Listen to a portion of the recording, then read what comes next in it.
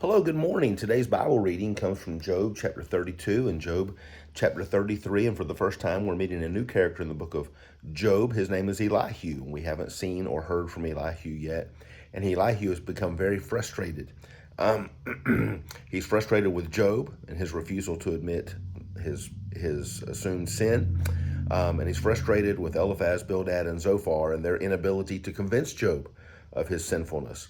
And Elihu, one commentator said that Elihu was like a windbag, and that made particular sense this morning with all of the wind that we are having outside. Please be careful outdoors.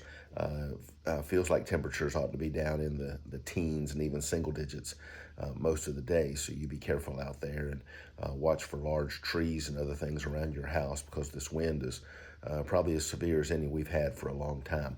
But back to Elihu, a windbag. He's younger than everyone else. He has waited patiently for his chance to speak. He spends all of chapter 32 really just saying, I'm getting ready to speak, I'm getting ready to speak, here I come, I'm getting ready to speak. Chapter 33, he does say some interesting things.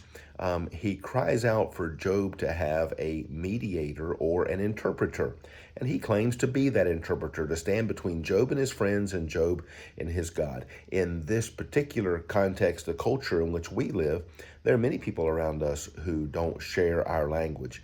When I was on mission trip to Maine a few years ago, I ran into folks at Walmart who spoke French. I know less French than I do Spanish, and I don't know very much Spanish. Here at our Walmart, you're likely to encounter folks who speak Spanish who don't speak English. I preached in a Hispanic church in December, and so the need for an interpreter was clear so that we could understand one another. Well, Elihu says, let me be the interpreter to stand between you and God. Well, Elihu was not a good interpreter. We find that, I think, around verse 19 of chapter 33. And he talks about that one to stand as a mediator. He calls him 1 in 1,000.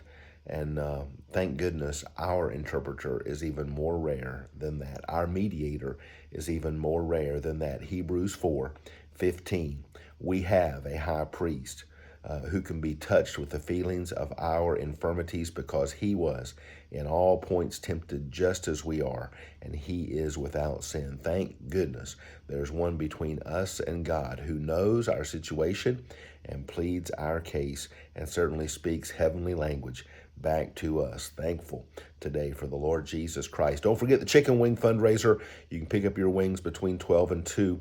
Thank you for supporting that mission trip to Kenya. Looking forward to worship tomorrow, church council meeting at 3, deacons meeting at 4, evening service at 6. Need to take care of some business in the evening service. Looking forward to a day in the Lord's house after a couple of snowy weekends.